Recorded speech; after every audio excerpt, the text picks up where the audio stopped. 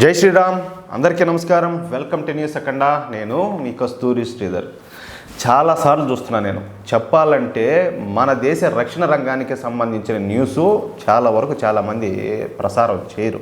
ఎందుకంటే అవి పెద్దగా చూసేవాళ్ళు ఉండరు, పట్టించుకునేవాళ్ళు ఉండరు. పైగా ఏంటంటే ఏదైనా ఇబ్బంది జరిగినప్పుడు కారు కూతలు కూసేవాళ్ళు ఏమి ముడ్డి మూతి తెలియకుండా నోటుకొచ్చేట్టు మాట్లాడేవాళ్ళు మాత్రం చాలామంది ఉంటారు. కానీ మన దేశం ఆర్థికంగానే కాదు, రక్షణ రంగ పరంగా ఎదుగుతుంది, బలపడుతుంది, దూసుకోపోతుంది అగ్రదేశాలకు ధీటుగా అని చెప్పి మనం ఏదైనా న్యూస్ చేస్తే మనం దానికి సంబంధించినటువంటి రక్షణ రంగ పరికరాలను కావచ్చు, ఆయుధాలను కావచ్చు, మనం స్వయంగా తయారు చేసుకోవడం కావచ్చు, లేకపోతే కొన్ని అత్యుత్తమమైనటువంటి ఆయుధాలను మనం దిగుమతి చేసుకునే విషయంలో కావచ్చు, ఏదైనా న్యూస్ అందిస్తే ఎంతవరకు దానికి ఆదరణ దొరుకుతుందంటే ఏమిలే. చెప్పాలంటే ఒక వీడియో చేస్తే చాలా తక్కువ వ్యూస్ వస్తున్నాయి. ఎందుకు ఆ విధంగా? మన శక్తి ఏందో మనం తెలుసుకోవాలి కదా. ఇప్పుడు నేను బలహీనుడిని అంటే దోనబోయే ప్రతి కుక్క కూడా నా మీదకి మరగడానికి వచ్చాది. అదే ఓడు బర్రెలు ఎరగదంతాడు అంటే ఎవరు కూడా రాదు.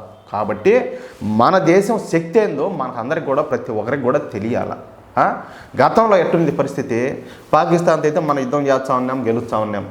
చైనాతో అయితే ఏందో పరిస్థితి మీకు కూడా తెలుసు. ఊరినైనా చైనా వాళ్ళు మన మీదకి వచ్చి అసలు మనం తట్టుకోగలుగుతామనే పరిస్థితి ఉంది. అలాంటిది ఇప్పుడు చైనాను పాకిస్తాన్ ఏకంగా చెప్పాలంటే వాటికి సపోర్ట్గా వస్తే బంగ్లాదేశ్లో 3 దేశాలను కలిపినా కూడా ఎగిట్టంటే ఒకటా వల్ల పడతాయి. అంత శక్తిని అయితే ఈరోజు మనం సంపాదించుకున్నాం గత 10 ఏళ్లలో నరేంద్ర మోడీ గారి హయాంలో. కాబట్టి రక్షణ రంగానికి సంబంధించి ఏదైనా న్యూస్ వచ్చినప్పుడు దయచేసి ప్రతి ఒక్కరు కూడా ఖచ్చితంగా చూడండి. ఎంతమందికి వీలైతే అంతమందికి షేర్ చేయండి. ఇది అవసరం, ప్రతి ఒక్కరికి తెలుసుకోవాలి ఇదంతా కూడా. సరే, అదే రక్షణ రంగానికి సంబంధించిన ఒక ఇంపార్టెంట్ న్యూస్ అయితే మళ్ళీ మీ ముందుకు తీసుకువచ్చిన. ఈ భారత రష్యా దేశాలు అనేక దశాబ్దాలుగా మిత్రదేశాలుగా కలిసి ఉంటున్న సంగతి మనకందరికి కూడా బాగా తెలుసు. మనం అనేక సంవత్సరాల నుంచి రష్యా దగ్గర ఆయుధాలను అయితే కొనుగోలు చేస్తూ వస్తున్నాం. మన దగ్గర కొనుగోలు చేసిన ఆయుధాలలో 60% పైబడి ఆయుధాలన్నీ కూడా మనం రష్యా దగ్గర నుంచి కొనుగోలు చేసినట్టే. పైగా భారత్ అనేది రష్యాకు అత్యంత నమ్మదగిన మిత్రదేశం అనమాట. కానీ ఈ జిత్తులు మారి చైనా అయితే అలాంటిది కాదు. 1990 ముందు వరకు కూడా చైనా అమెరికాకైతే సపోర్ట్ చేస్తూ ఉన్నది. తరువాత ఈ చైనా అమెరికాల మధ్య విభేదాలు రావడంతో ఇక విధి లేని పరిస్థితుల్లో, అంటే తప్పనిసరి పరిస్థితుల్లో చైనా ఈ రష్యాకైతే మిత్రదేశంగా మారిపోయింది. అంతే తప్ప చైనా రష్యాలది సహజ మిత్రత్వం అయితే కాదు. ఈ విషయం ప్రతి ఒక్కరు కూడా గుర్తుపెట్టుకోవాలి. ఈ విషయం రష్యా అధ్యక్షుడైనటువంటి పుతిన్ కూడా బాగా తెలుసు. అందుకే రష్యా అధ్యక్షుడు పుతిన్ ఇప్పుడు సంచలనమైనటువంటి ఒక నిర్ణయం అయితే తీసుకున్నాడు. అదే భారత్కు అత్యంత అధునాతనమైనటువంటి TU-160M వైట్ స్వాన్ బాంబర్లను భారత్కు అందించడం. అర్థమైంది మీక? ఈ TU-160M వైట్ స్వాన్ బాంబర్లు సాధారణమైన యుద్ధ విమానాలు కాదు. ఇవి అత్యంత అధునాతనమైనటువంటి యుద్ధ బాంబర్లు. వీటిని రష్యాకు చెందినటువంటి తుపోలేవ్ అనే సంస్థ అయితే తయారు చేసింది. ఈ TU-160M వైట్ స్వాన్ బాంబర్లు TU-160 మోడల్ బాంబర్లలోనే అత్యంత అధునాతనమైనటి అనమాట, అప్డేటెడ్. ఇలాంటి అత్యంత శక్తివంతమైనటువంటి బాంబర్లు కేవలం అమెరికా దగ్గర, రష్యా దగ్గర మాత్రమే ఉన్నాయి. ఇక ఈ బాంబర్ల గొప్పతనం గురించి తెలుసుకుందాం. అసలు ఏంది నువ్వు ఇంతగా చెప్తున్నావు, ఏంది వాటి గొప్పతనం ఏంది, ఏం పెద్ద ఏం వాటికి అత్త ఏందని చెప్పి మీరు అనుకోవచ్చు. ఈ బాంబర్లతో ఏ దేశం పైన అయినా కూడా కార్పొరేట్ బాంబింగ్ అయితే చేయొచ్చు. అంటే మనం కదా ఈ పొలాన్ని నాగేలేసి దున్నినట్టు ఏ దేశం మీదనైనా కూడా వరుసపెట్టి బాంబులు వేసుకుంటా పోవచ్చు. అంటే దున్నిపార మొత్తం చట్టే. ఈ బాంబర్లకు సంబంధించినటువంటి గరిష్ట వేగం ఎంత తెలుసా? 2200 కిలోమీటర్లు. అంటే ఇంత వేగంగా ప్రయాణించే బాంబరు ఈ భూప్రపంచంలోనే ఇదొక్కటే.